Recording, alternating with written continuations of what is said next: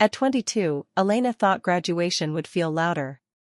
She expected fireworks, relief, pride, maybe even applause from the people who were supposed to be proudest of her. Instead, the day passed with polite smiles, stiff hugs, and a strange heaviness she couldn't explain. Her parents congratulated her, of course.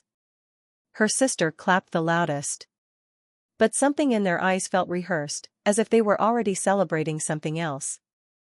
The only genuine joy came from the quiet place Elena had always considered home, her grandparents' estate. The house sat at the edge of town, wrapped in old trees and memories. It smelled of polished wood and chamomile tea, of afternoons spent listening to her grandfather's stories and evenings folded into her grandmother's arms. When her grandparents passed, the house didn't just become an inheritance, it became a promise. A place of safety. A reminder that she was deeply, unquestionably loved. Legally, the estate had been left to Elena, with instructions that she live there until she was ready to decide its future. Her grandparents had trusted her completely. Her parents, however, had started asking questions almost immediately. At first, they sounded harmless. Have you thought about selling? Managing a property is a lot for someone your age. Your sister could really use a place like that someday. Each comment was wrapped in concern, but Elena felt the pressure underneath. It wasn't about helping her, it was about control. Elena didn't argue. She had learned long ago that arguing with family like hers only made them dig in deeper. Instead, she listened. She observed. And she remembered something her grandmother once said while handing her a folder of old papers.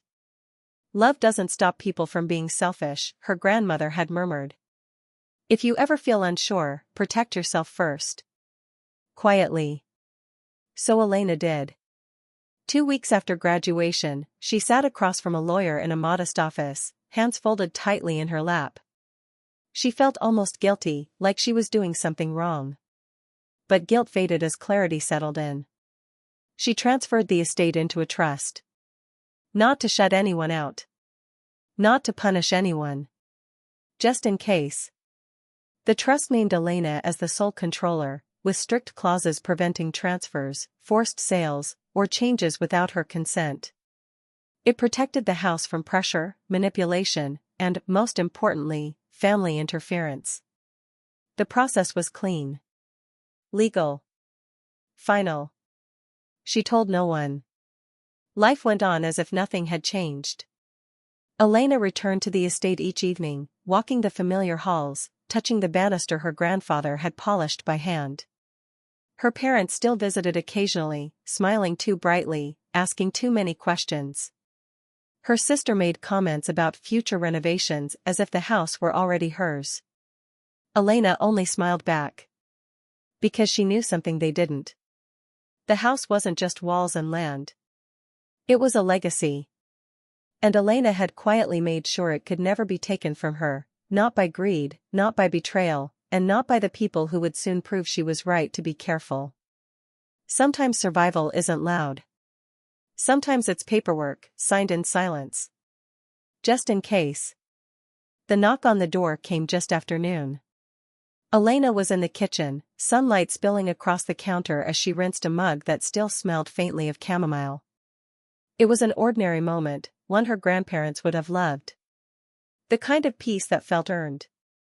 She dried her hands slowly, unaware that this quiet was about to be shattered.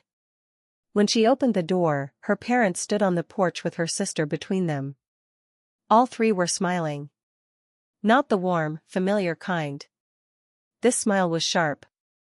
Anticipatory. As if they had rehearsed it in the car on the way over. Can we come in? Her mother asked, already stepping forward. They didn't wait for an answer. They settled into the living room like guests who already owned the place. Her father leaned back in her grandfather's chair, his chair, while her sister crossed her legs, eyes darting around the room as if mentally measuring the walls. Elena remained standing. Her sister was the first to speak. So, she said lightly, reaching into her purse. We thought it was better to tell you in person. She placed a folder on the coffee table and slid it forward. The sound was soft. Final. We had the house signed into my name, her sister continued, almost cheerfully. Mom and Dad agreed it made the most sense. Elena stared at the folder. The words didn't land all at once. They echoed, slow, disorienting. Signed into my name. Her chest tightened, not in panic, but in disbelief. You're out by Friday, her sister added. We figured that gives you enough time. Elena looked at her parents. Her mother avoided her eyes. Her father cleared his throat, folding his hands like this was a business meeting. You're young, he said. You'll land on your feet. This house, it's better used by family. Family. The word stung more than the threat. The living room felt smaller, suffocating. Memories pressed in, Christmas mornings, laughter, the scent of her grandmother's baking. All of it now treated like inventory to be reassigned. You didn't even ask me, Elena said quietly. Her sister shrugged. There wasn't really a need. That was the moment Elena understood. This wasn't a misunderstanding. It wasn't concern. It was erasure. They hadn't just planned to take the house. They had planned to remove her from the story entirely. Her hands trembled slightly, but she forced herself to breathe. She could scream. Cry. Beg. They were clearly expecting at least one of those. Instead, Elena smiled. It surprised them all. Her sister frowned. What's funny? Elena tilted her head, studying their faces, the confidence, the entitlement, the certainty that she had already lost. You really think I'd let that happen? She asked calmly. Her father scoffed. The paperwork is done. Her mother finally looked at her, eyes flickering with something like doubt. Elena stepped back and gestured toward the door. Then I guess you won't mind giving me 2 days. For what? Her sister asked. To pack, Elena replied sweetly. They left satisfied, convinced they had won. When the door closed, Elena leaned against it, heart pounding, not from fear, but from something sharper. Betrayal had a sound. It was the echo of footsteps walking away from you, convinced you had nowhere left to stand. They thought Friday would be the end. They had no idea it was only the beginning. For the first time in her life, Elena let the house fall completely silent. No music drifting through the halls. No television murmuring in the background. Even her phone stayed face down on the kitchen counter, untouched. The quiet wasn't loneliness, it was intention. Every room seemed to hold its breath with her, waiting. Her parents didn't call that night. Neither did her sister. By morning, Elena knew what they were thinking. They imagined her crying into cardboard boxes, scrambling for somewhere to go, humbled at last. The absence of messages wasn't concern, it was satisfaction. She didn't give them the pleasure. Instead, Elena went to the study where her grandfather's desk still stood, solid and dependable. She opened the bottom drawer and pulled out a worn leather folder, the one her grandmother had insisted she keep. Important things should never be hidden, her grandmother had said. They should be protected. Inside were copies of the will, handwritten notes, and a letter addressed to Elena in careful script. She read it again, slowly, letting the words steady her. We saw who you were long before you did. This house is safe with you. Her hand stopped shaking. That afternoon, Elena made the first call. Then another. And another. Each conversation was brief, precise, and calm. She didn't explain emotions, only facts.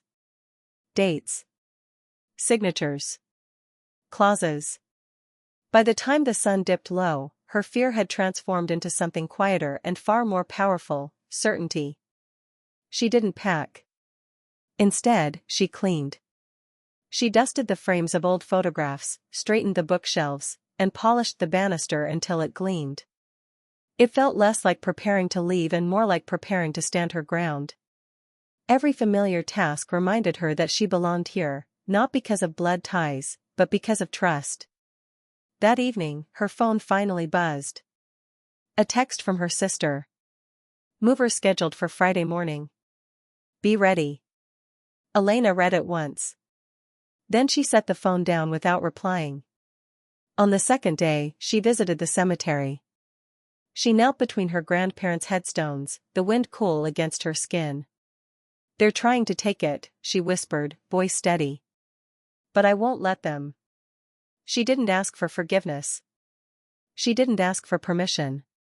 She asked for strength. By the time she returned to the house, everything was ready. The trust documents sat neatly inside a folder on the dining table. Copies labeled. Tabs marked. Each page a quiet shield. Friday was coming. And still, silence. No warnings. No arguments. No second thoughts from her parents. Their confidence was almost impressive. They believed paperwork meant power. They believed age meant authority. They believed Elena was still the quiet girl who stepped aside to keep the peace. They had no idea that silence, when chosen, is a weapon. That night, Elena slept soundly in her childhood bedroom, sunlight waiting patiently beyond the curtains. She woke before dawn, dressed simply, and placed the folder by the front door. When she stood on the porch and looked out over the property one last time before the storm broke, she felt no fear. Only calm. Because storms don't scare the ground they grow from. They only frighten the ones who never saw them coming. The movers arrived at exactly 9. 2 large trucks rolled up the long driveway, gravel crunching beneath their tires. Elena watched from the front window, coffee cooling untouched in her hands. She could already picture the scene her family expected, her standing aside, defeated, while strangers emptied her life into boxes. Instead, she opened the front door and stepped onto the porch. A black sedan pulled in behind the trucks. Her parents' car followed moments later. Her sister climbed out first, sunglasses perched confidently on her head. "Right on time," she said, clapping her hands once. "Let's make this quick." Then she stopped. So did her parents. Because they weren't alone. Standing beside Elena was a man in a tailored suit, calm and immovable, holding a thick folder against his chest. His presence shifted the air instantly. Authority had arrived. "Good morning," he said evenly. "I'm the estate attorney." Her sister laughed nervously. "That won't be necessary. The house is mine." The attorney opened the folder. Paper spoke louder than arrogance. "This property," he said, turning the pages deliberately, "was placed into a trust 2 weeks after Ms. Elena's graduation. She is the sole trustee and beneficiary." Her mother's face drained of color. "That's not possible."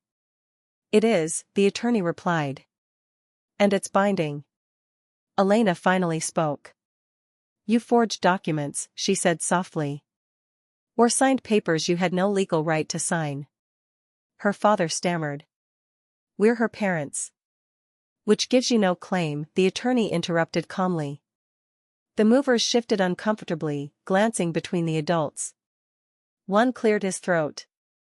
"So, should we unload?" "No," the attorney said. "You should leave." The truck's engines went quiet.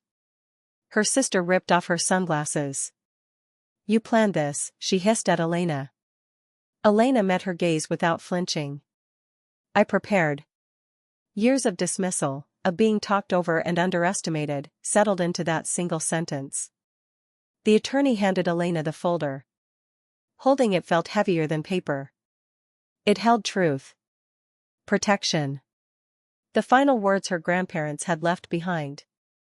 "Any further attempts to enter or remove property from this estate," the attorney continued, "will be considered trespassing. Legal action will follow." Silence fell. Her mother's eyes filled with tears, real this time, but Elena felt no pull toward them. Love did not excuse betrayal. Tears did not erase intent. "You're really doing this?" her father asked, voice small. Elena nodded. "You did this first." One by one, they retreated. The movers pulled away. The driveway emptied. The noise faded. Elena stood alone on the porch, sunlight warming her face. She didn't celebrate. She simply closed the door. Inside, the house felt different, lighter, safer.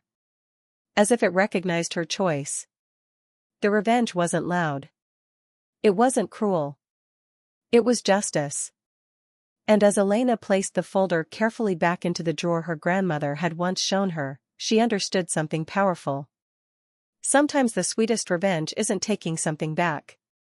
It's proving it was never theirs to take.